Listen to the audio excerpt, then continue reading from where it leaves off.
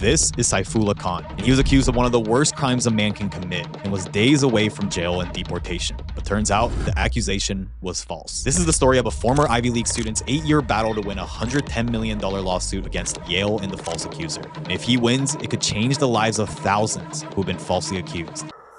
What's good, what it do, everybody? You know the vibes, your boy Dave back at it again. Make sure to like, comment, subscribe, and hit that notification bell for more content. This is for educational purposes only. And not only that, just a review and just watch. Let's go. It has eviscerated my life in every way possible, and I almost jumped. What stopped you?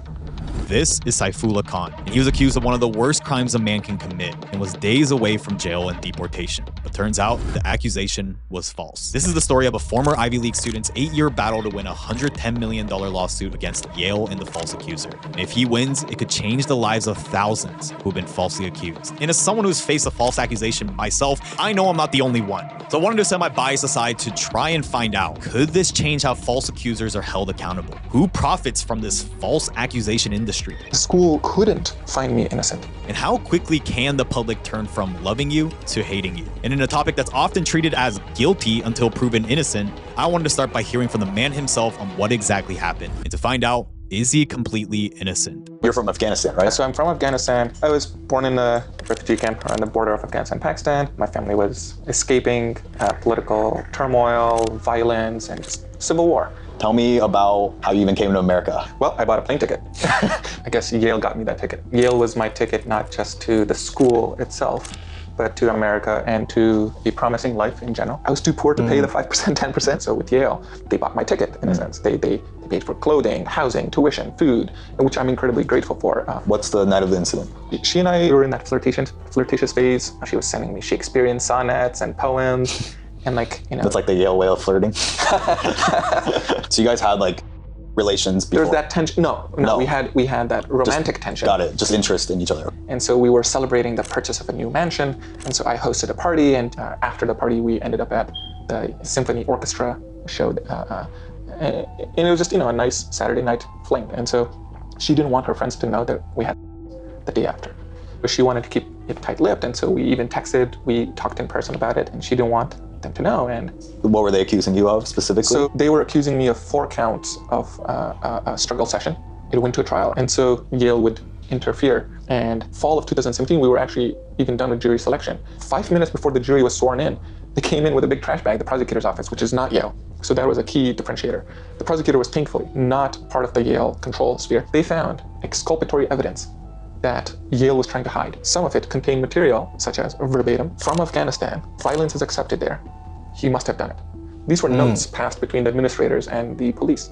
For example, she said that I dragged her from the symphony orchestra to her bedroom, that she was falling over and stumbling, and all she remembers was just struggling hard against being dragged around campus, and that she was falling over again and again. And there's camera evidence. None of that happened. It's just not true. It did not happen. As you can see how a serious accusation can ruin someone's life, because even when it's proven false, your reputation is still destroyed. And it can even turn those who you thought was the closest to you against you. My dad didn't talk to me for years. My mom would, cry, and she didn't know what was happening to her son in America. What are they doing to my son? What's going on? Because she's illiterate. She doesn't know how to read. And so she's going plainly off of, emotions. And so just being told, oh, he's under a criminal investigation and he could be put in prison for decades. She went to sleep crying many, many, many nights. Walk me through how you were feeling as this all happened. I was just questioning everything. What do you mean? What did I do? I was, just taking it in, because one moment I'm worrying about midterms and what to do for my senior thesis to graduate. The next day, all that is out the window. And now I'm worrying about prison for life, 40 years-ish. I'm worrying about deportation. Police are out looking for me, and I'm on the street with 2 suitcases because they gave me 30 minutes to pack up and leave, and so I could only take the essential stuff.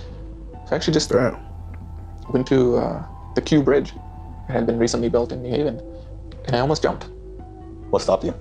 A memory of my mom from when I was a kid. And the reason that memory was powerful was because I had that realization that this would be selfish. So as I'll get into, Saif was now faced with something serious. He had a potential criminal charge, a civil charge, and a threat of deportation back to Afghanistan, which at the time was one of the most dangerous countries in the world. And unlike famous people who may have the funds to fight back like Johnny Depp did, Saif was a refugee and an international college student, so he couldn't legally work in the US. But as you'll find later on, support can come when you make some noise. In fact, that's actually exactly how Saif and I met. He saw my video talking about my false accusation story, and what we both found is that since both of our stories have gone out in the public sphere, we have both received countless emails from thousands of men who have had similar stories. And for those watching who have fortunately never gone through a similar experience, I can tell you it's the worst thing ever. Because once you're accused, you're automatically guilty until proven innocent. And I'm not afraid to admit it now, but there were countless times during the process where when I was alone, I broke down crying because I felt like I had no hope and I felt like genuinely my life was over. But as I'll reveal later on, there's a reason why I genuinely say that this was one of the best things that has ever happened to me.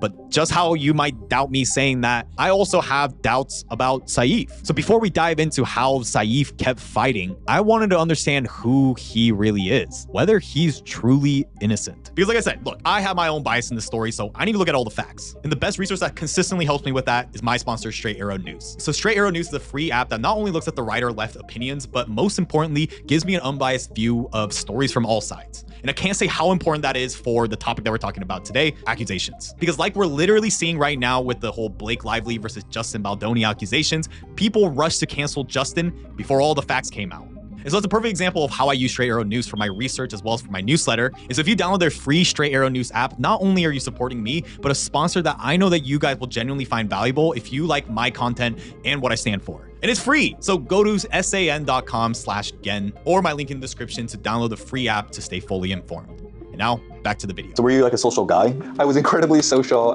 and part of what connects to the larger story of why I'm here, I was also just very promiscuous as well. Huge flirt? Yeah, it was fun. Yeah, flirting is fun. You just get to know a person, you compliment, you have fun. It's just enjoyable. So what was like your reputation like? What were you kind of known like in campus? I was friends with all sorts of networks. So what were you involved in campus-wise? I had started a group called Overheard at Yale. It was a gossip group to gather all the things people overheard. Did people know that you were an admin of this Facebook group? I mean, it was. In that instance, aren't you holding discourse or were you blocking it? I guess part of the live wire that I often tripped on was I was curious, like how does suppression of free speech work? And so I would actively promote and delete and remove or edit stuff on the Facebook post, and I would essentially choose what was allowed to become popular. So isn't that hypocritical on your end if you're doing that? It's a valid criticism. I wanted to know how it works because there are these manipulations that exist from mainstream media or even sometimes government, or you see this with Twitter or elsewhere, and so people then work around the system. So did you develop a reputation where you were politically incorrect on campus? Yes, heavily so. And so it was a major problem because I couldn't be accused of being a neo-Nazi or a straight white male. I was at the bottom of the totem pole. I was born in a refugee camp. And so when people talk about it, it's like, really, that is hate speech. That is what hurtful. So there was like a growing number of people who hated me and didn't like me at all. And so I would often ask questions. I would say there's a women's center. Why don't we have a men's center? I would get bombarded. I was like, whoa, I'm just literally asking the girl.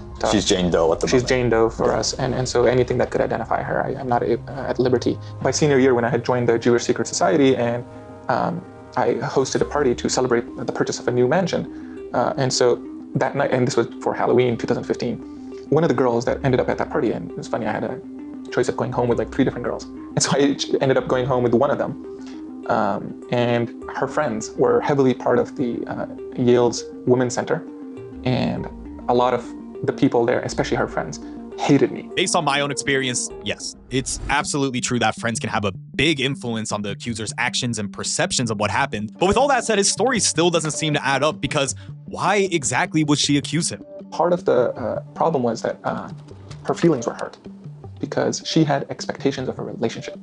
But we never discussed that. I see. And this was still during your time of promiscuous. So like for you, you were also this was just this was just fun, enjoying each other's company. I guess I was aloof to the idea that she wanted something deeper. Do you feel like you could have set the expectation better? I guess, yes. In hindsight, thinking back through the events of what it was, especially given that she did not want her friends to know. Why?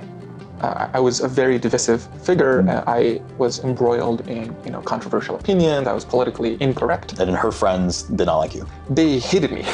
So maybe I'm just not getting it, but why would a group of friends go this far just to accuse someone just because they didn't like the guy? But as I'll get into, context and timing is key to understand why people act in certain ways in certain situations. So how did it go from this to all that's happened today? So there was a Title IX investigation, a criminal investigation. And an emergency suspension from the school and deportation proceedings. Because you were...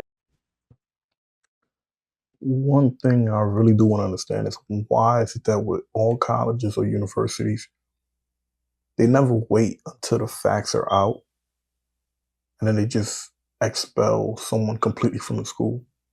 I never understand that. I've seen it happen in numerous situations where it's just like, that's like their number one thing to always do is to just kick the person out of college before anything happens. But let's keep going. So international student? Yes, here I was an international student in the United States of America on an F1 student visa. I was only allowed to go to college here, and so what they did was they contacted their people at the Department of Homeland Security and at specifically at ICE, saying like, look, this student's educational status has been terminated, and so their plan was to put me in a holding cell. They wanted to deport him. And have ICE come and deport me.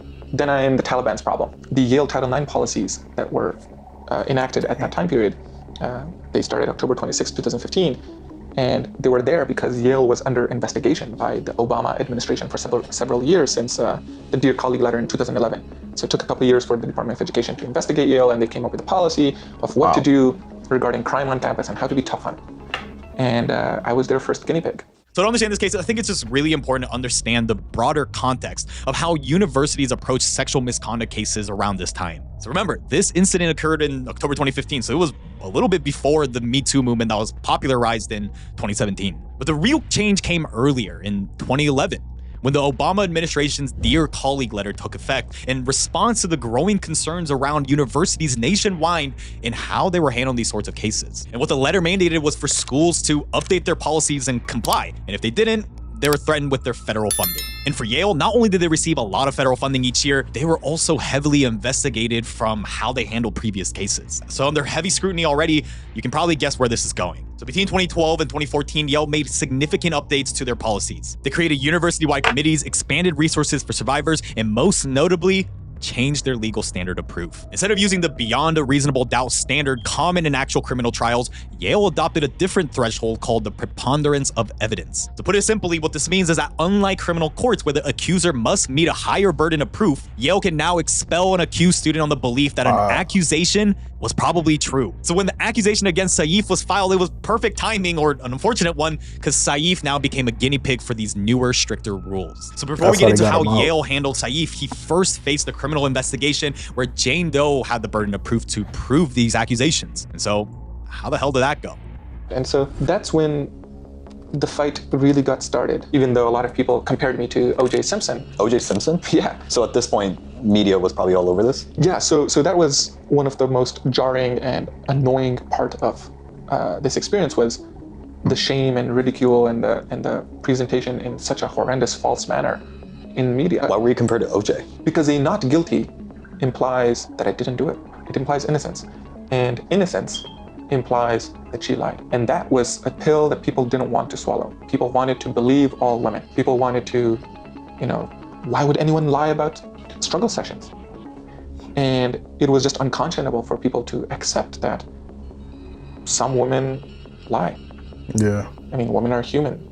And humans lie. And so this should show you and also scare you in the power that media holds. And that's the real reason why I decided to share my own story on this channel. I made the video when I was only at like 5,000 subscribers, but I knew this channel was gonna blow up. And the last thing that I wanted to happen during my come up was for my false accuser or the media to tell my story, to control my narrative. Because even with all the receipts in the world, as we're seeing with this story, the media can paint whatever narrative they choose. And if they choose a narrative of guilt, it doesn't matter if you were proven innocent. So what was the public's reaction after the court's decision? So even with the outcome saying that you were not guilty, you saw a bunch of articles saying that even if you were proven guilty on court doesn't mean that you're not innocent. One of the funniest articles was right after the criminal trial. The next morning in the Yale Daily News was saying, not guilty. Where the logic was that, well, just because he was found not guilty in a court of law doesn't mean in reality he's not guilty.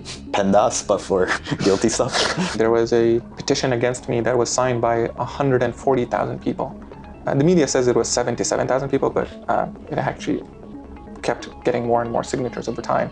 And so it was people from all over the internet with all sorts of angry, vitriolic hatred online. This was at the height of Me Too. Because by the time the criminal trial ended in 2018, it was in the heart of the Me Too movement. And just like stop this. I ain't gonna hold you. Like, cases like this is one of the reasons why people are like just now had enough of it, because even if you are proven to be not guilty or whatsoever, everybody will still assume that, nah, man, it don't matter. That's just the court that basically said you didn't do it. That's just the jurors who just basically decide that you didn't do it. But in reality, you could have still done it and got away with it. So it's like, once that door is open where people could just accuse you of something, it don't matter even if you're innocent. It's going to still follow you even if you beat the case. And that's what's happening right here.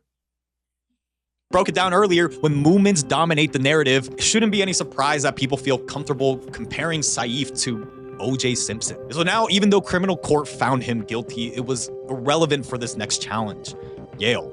Says under the new Dear Colleague policies, they were now tasked with looking at the same allegations to determine if Saif should be allowed to stay or be expelled. And as I mentioned, unlike a real court, the burden of proof was on Saif. Since I went through the same thing in 2018 at my college, when it comes to schools, at the end of the day, it's a business. And so their priority will always be about reputation and funding over truth. And so if that's the reality in the context, just how media can influence public opinion, can student opinion also influence decisions? I had about 20 Title IX complaints filed against me. It was stuff like, he's in the dining hall with me and he looked at me. Oh, so 20 other students started submitting Just random complaints stuff, like against you? he was in the elevator with me. I felt uncomfortable. I would like to file a Title IX complaint. Parents emailing the school saying, how dare you let my daughter be in the same class? There was just, the school couldn't find me innocent. They, as a corporate entity, had no incentive to uphold due process the way the state court administration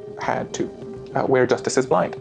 And so that's why they had to go really hard, specifically in my case, to find me guilty. And so they took every possible step in the book, suppressing evidence, not allowing witnesses to come in, not letting my attorney speak, not allowing me to have cross-examination. I couldn't question the girl, and so they expelled me. So after losing his status as a student in January of 2019, Saif was kind of fucked. As an international student, he only had about 60 days or so before he was considered staying in the US illegally. So he obviously had a choice to make, and he chose to fight back. Later that year, Saif filed a $110 million lawsuit against Yale, its admins, and Jane Doe, claiming defamation, breach of contract, and wrongful expulsion. Bringing us back to present day in 2024, where he's still fighting that lawsuit that has garnered national attention. And I'll get into that and what's happening now, because this case may have the potential to change how false accusations are handled moving forward. And also why Jane Doe may not be anonymized as Jane Doe for long. Yale's hope was for me to just die in a ditch or be homeless and, lost in California or Hawaii or somewhere. I sued in 2019, and yeah, I've been in this stupid fight since November 2015. It's almost a decade. And I told Yale that I'm happy to spend one more decade. I will fight this. I will make sure that the system is corrected. How old are you? I am now 31. And you're supposed to graduate college in 2016. Yeah, it sucks. I'll have to live with this reputation and this huge damage that the media did to me during Me Too, but I'll recover. Yale continued to be assholes. I was like, okay, this is war now. And I amassed resources and funding and then sued. I sued the administrators, I sued Yale, I sued Jane Doe for $110 million. And that's what's happening right now is this countersuit. So I think it's pretty obvious by now why exactly this case is so damn controversial. One side must absolutely hate Saif, and others probably see him as this sort of hero for the falsely accused. But whether you hate or love him, let's separate Saif from the case, because what's not talked about enough is the potential for this case to change how accusations in general are dealt with moving forward. In the past, schools and institutions like Yale had broad immunity, meaning they couldn't easily be sued for how they handled their disciplinary cases. There was even more protections for accusers like Jane Doe, who had absolute immunity, which meant that they couldn't be countersued for making allegations, even if it was found to be false. But in 2021, the Second Circuit Court of Appeals made a major decision in Saif's counter lawsuit, meaning that Saif could now hold her legally accountable and proceed with the lawsuit for the false accusation. The decision was clearly groundbreaking. because now it opened the doors for others like myself, or maybe some of you guys watching, to challenge the protections that shielded accusers before. Yale was hoping for a scenario where the voices of falsely accused will be quashed. It's easier now. And so, the second big obstacle that I have been aiming to get rid of, and it's been taking a year right now, is the pseudonym. So, as you recall, I've been saying Jane Doe. My name is all over the media. Her name is not. I think the system would be fair if, when an accusation is made, it is anonymous. And here in my situation, it is more problematic from the perspective of I was found not guilty, yet I'm still suffering consequences of the accusation, whether it's with friends or whether it's business opportunities, you name it. You became a face of a movement that you had no desire to be involved in. I have zero desire to be a public figure. I do not want to be a public figure at all on this. I just have to defend my reputation. I'm not against somebody making an accusation. It's important to have a good filter system, a good due process system to figure out who is lying and who's telling the truth. In cases like this, the accused automatically gets treated as guilty until proven innocent, and that's especially the case if you're a guy.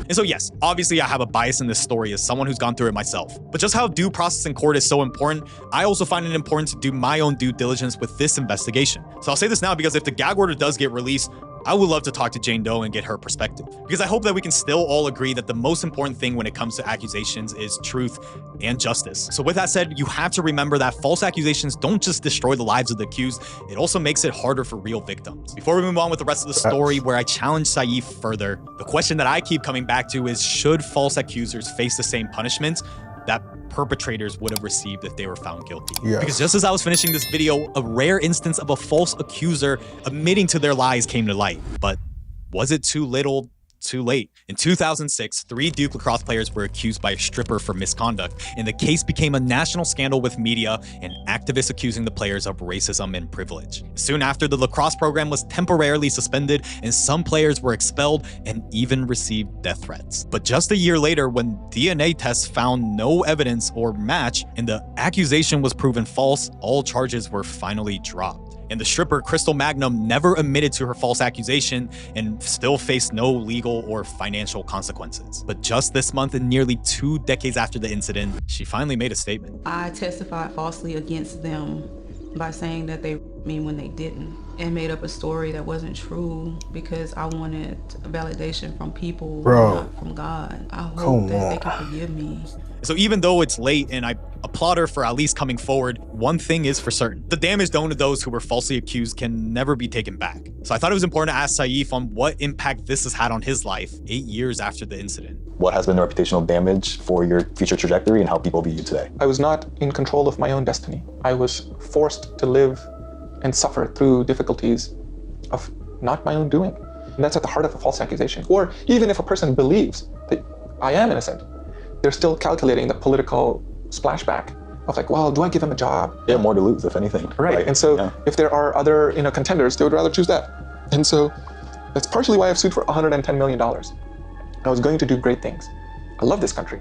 I came here, and I do want to conquer a portion, saying like, look, this is my business, this is my empire, this is my startup. And look, it's a fair point because who Saif represents absolutely adds to the vibe or aura around this case. Because think about it. No offense, but if this was just some random frat kid in ASU, do you really think it would have gotten the national attention that the Duke lacrosse players or an Ivy League student like Saif got? Because no story is greater and more drama-inducing than when an elite falls. But now I wanted to hear more about how it impacted Saif personally and challenge him further, because is he completely innocent? How did this experience impact your relationships? I just dealt with all this on my own in silence. The reason I did that is because anything you say can and will be used against you. I didn't want a situation where I accidentally talked to a guy who hates me, and now the problem is worse. Do you feel like you could have handled it any differently? So that's an extremely poignant and appropriate and amazing question. There was a very difficult calculation that I had to do a week before trial. I knew going into the trial that what the evidence says contradicts what the girl is saying. The media was, before even the trial started, was trashing me. I wanted to scream. I wanted to show that evidence and say, hey, I'm innocent. Here's actual provable evidence. If you really evidence. care about truth or saying both sides, I have it here. There already was a bias built into the media, so they would twist it. I didn't want the girl to change her story because I knew she was lying, and I knew that I have evidence to prove her lies. Have you had other men reach out? That's happened to me since I came forward with my story. I had to assume you probably received even more of those. I've gotten a very fascinating insight into the ubiquity of this problem. The people who are accused are hurting in silence. And they don't know that they are not alone, that there are many, many others out there. A good chunk of people reach out saying, hey, they went through something similar. Are you hopeful you're going to win your case? Incredibly so. So whether you believe he's innocent or guilty, it's clear that this case has the potential to set a new precedent. And the first step may be to create a fairer balance between the accused and the accuser. Gag order is a phenomenally important piece because too many people hide behind a fake name. And you see this on the internet, like people make accusations or say random stuff on Twitter Like or YouTube comment. or behind a comment, yeah. Say it to somebody's face. Yeah. Too many people forget the human behind the screen. It's not that I am against hate speech. I think that's fundamentally a First Amendment protected activity. If you're going to accuse somebody and ruin their life, your name should be attached to your lies or your truth. Because right now we're living in a time where we care so much about being on the right side of history that we rush to believe everything that the accuser says without ever hearing out the accused. From Cody Code to Dr. Disrespect to Mr. Beast to countless others, we don't actually know what happened, but we rely and trust more on the snap judgments that we want to believe, not the truth that's been proven. Because initially, a lot of people were quick to defend Amber Heard and cancel Johnny Depp. But just as quickly, public sentiment has changed to support the person that they first canceled.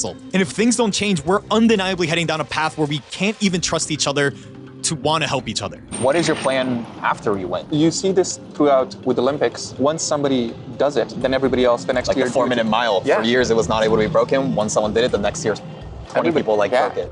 That's a very common trope. One of my favorite quotes by my favorite philosopher, Mewtwo from Pokemon. He said in one of the movies, it's not the circumstances of one's birth that determines who we are. It's what we do with the gift of life that determines who we are. Mewtwo speaking facts. So I imagine that at this point, there's people watching who've been through it or know someone who's gone through something similar. And my message is the same for everyone who's already reached out to me. The fact is, you need to get a grip.